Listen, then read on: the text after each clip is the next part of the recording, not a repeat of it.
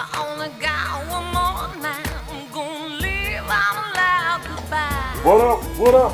What up? It's your boy, Mr. Von. Mr. Von's Channel Sweatbox. We back. We live. We active here on the channel. Yes, indeed. You know how we do. We out here. Bow, bow. Dodging them digital jabs. You know how we do. Let's talk about Falcon and the Winter Soldier episode 5 called Truth. I mean, let's just get right into it, man. After the end of last episode where this crazy motherfucker, fake Captain America, Captain Walmart, Captain America from Wish, this went off the deep end and murdered somebody in public in front of everybody. So everybody done seen it. And this man, with the shield, just yacked. It was bad. Blood all on the shield. People was recording with their camera phones. It was all bad. That's where we ended at last week. So we pick up right at this week. We pick up right there. And Johnny Walker, a.k.a. Captain Liquor, is running. He's running away, trying to find a moment of solitude to where he can reflect on everything that happened and the insanity. And it was actually a pretty good scene. I'm not gonna bullshit. It's a good scene. He finds like a warehouse. He takes a knee and he's just like leaning on the shield, and it's a pretty iconic shot of the shield. He still has the blood on it. It was a pretty iconic shot. I can't even front. And yeah, and then it gets weird because then you see him go through his struggle. And he's like, all right. He cracks his neck and gets ready, like back to work, and he stands up like he's getting ready, like he just compartmentalized it, and he was ready to go back. And then Bucky and Sam run up on him and like, look, bro, you just murdered somebody in public. It's over for you. We're gonna need to take the shield from you. He's like, motherfucker, I'm Captain America, son. You take this shield over my dead body. He didn't say that. I'm paraphrasing, obviously, if you've seen the episode, but that's basically what he said. And so then they scrap. They fight for the shield, and it's a good fight. But I mean, here, let's be clear.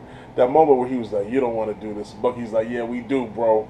I've been wanting this smoke since you hopped off the helicopter. You know what I'm saying? So what's up?" So they get it on. I mean, they start scrapping, and it's a good fight, man. It's a good fight. Bucky's giving him the business, but he's hanging with him. I mean, he's roughing them both up. The fact that it took both of them is a credit. Is a credit to Johnny Walker. Is a credit to Johnny Liquor, aka Captain Liquor. He held his own. He put it on him. Ripped Falcon's wings off. You know what I'm saying? Made Bucky's arm malfunction. But in the end, the team unit, the cohesive, as we've seen in Marvel films all throughout, teamwork makes the dream work. If you work as a team, you can always overcome the odds. But that's basically what happened. Bucky and him was just too much. They got too much cohesiveness together, even without the wings. You know what I'm saying? He was still able to overpower him, and they get the shield off of him, and then Bucky just beats the shit out of him. Bucky's just like, yeah, and he drops him, you know what I'm saying? That's that. They got the shield. He's disgraced. The dope scene was after that. Bucky just drops the shield next to Sam, who's beat up. You know what I'm saying? But he's conscious and everything. He's laying there just like, oh, I'm tired. I don't think we got to go through all that. And then Bucky just drops the shield next to him, like, and he just walks off disgusted. Like, we had to go through all that. See what we had to go through? Next time, keep the shield, bro. So it was great. So then there's the scene with I'm trying not to go blah blah blah because I don't remember scene for scene, but we're gonna talk about stuff like that. But then there was the dope scene with Johnny Walker going through his like trial / court martial. They said it wasn't a court martial, but you know what I'm saying? He's done. He's done. But he has a great scene where he's like, "You guys you made me like this. I am Captain America. Yada yada yada. You guys will never stop me. I will just go by U.S. agent now." And we'll get back to that. There's another dope scene where he goes to see what's his name's parents. He goes to see Battlestar's parents, Lamar's parents, and that was a really good scene. That was a really good scene. I love the fact that even after all this, they're still humanizing him. You know what I'm saying? They're like, he's not just a villain. He's been through it. He's not just a villain. So I love that. I love stuff like that. I love good storytelling like that. Then as far as Sam and Bucky, so then we go back. They go back. Sam goes back home. He meets up with what's his name, Torres, and They talk about how Carly's on the run. They, you know what I'm saying, they don't know where she's at. He's like, when we get a lead, I'll let you know, yada yada. He's like, all right. He calls his sister. He heads home. He gives Torres the broken wings. Torres like, you forget the wings? He's like, keep them. So is Torres gonna fix them and start flying around? We shall see. We shall see. So at this point, him and Bucky have gone their separate ways. Bucky, again, I'm not going to order. We see Zemo.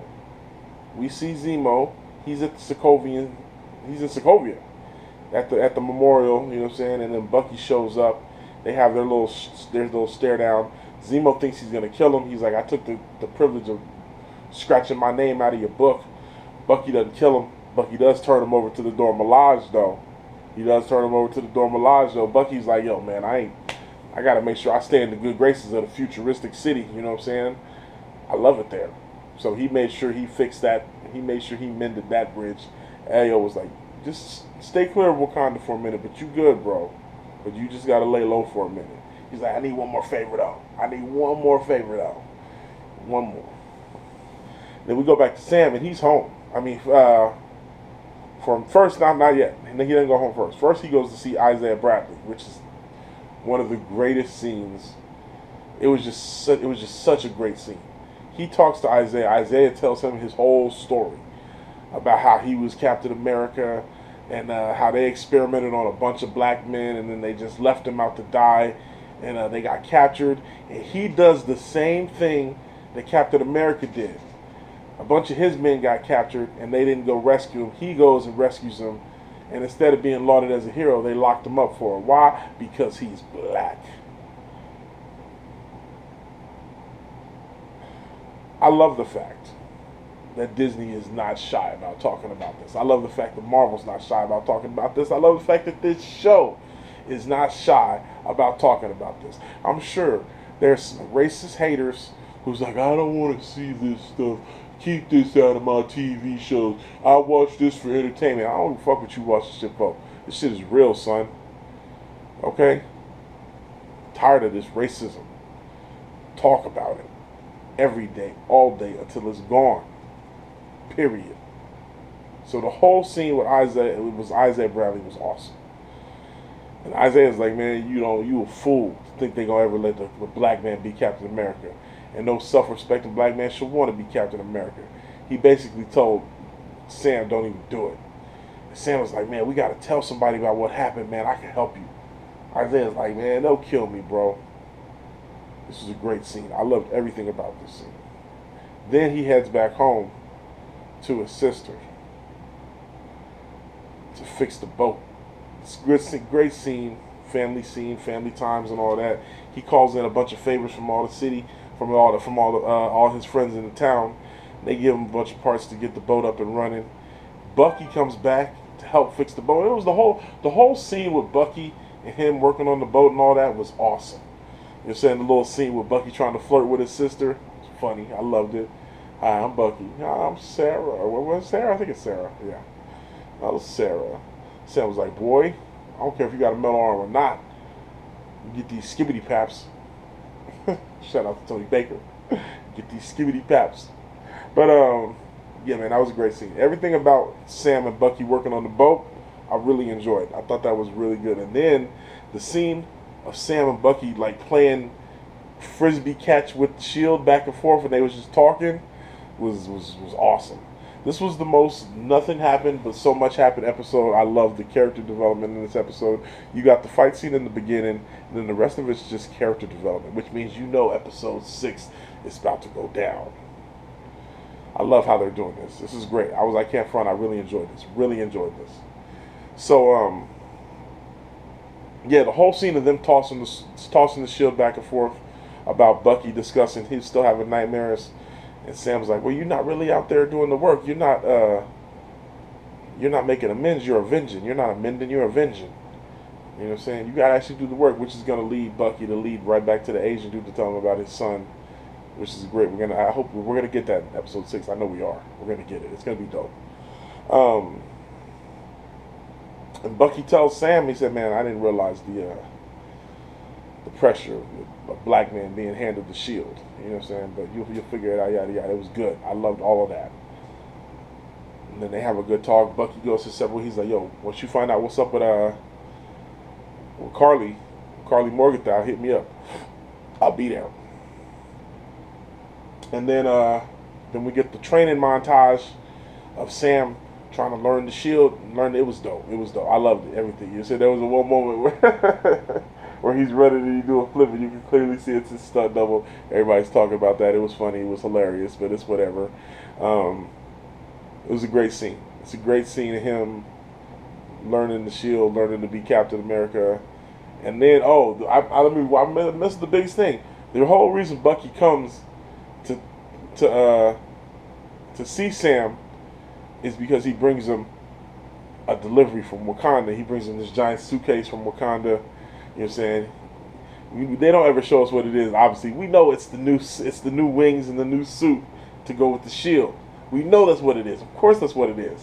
But we don't get to see it in this episode. The episode ends after he finishes the training montage.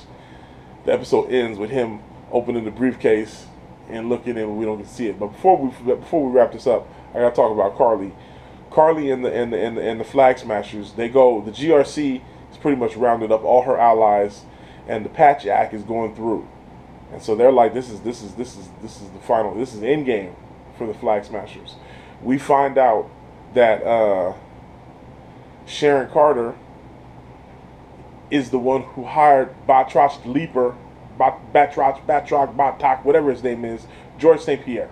She hired George St. Pierre. She rehires Batroc the Leaper to get weapons to the Flag Smashers. Okay, and it was, what's up with Sarah? I mean, what's up with Sharon Carter? Is she the power broker? I don't know. Oh, one more thing. We also get, how did I almost forget this?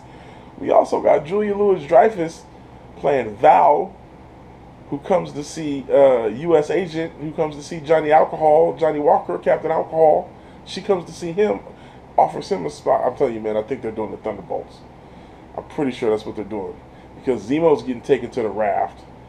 I mean, so everybody, all signs point to them doing the Thunderbolts. Let's see if they do it. But who's Val? Who is she? I'm interested to see what's up with her. I'm interested to see what's going on with that. So, what else did I cover everything? That's pretty much it. Like I said, oh yeah. So Carly, I didn't finish talking about the Flag Smashers. So Carly and the Flag Smashers, they're like, this is endgame. So then they end up going to New York to try to stop them from signing the Patch Act. And the last scene of them is they're in the park, and she activates all the Flag Smasher cells. It's like they did when they did the flash mob in episode 1.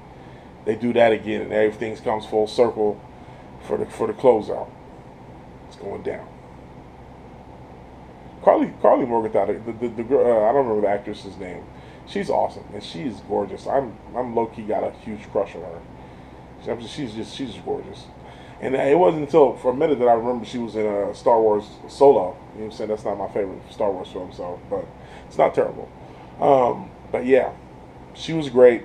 Episode's great. The stuff with Sam and Bucky, and the stuff with Sam and Isaiah was the highlight. That was high level. That was great. That was very, very good. Very good. And the stuff with Johnny Alcohol, Captain Alcohol, that was really good too, man. The stuff where he goes to see Lamar's parents, and the scene with him getting his corpse, that was all good. This was a really good episode. So props, man. Shouts out. We got one episode left. Finale time. What y'all think, how it's going to go down? Share your thoughts. Hit the comment section.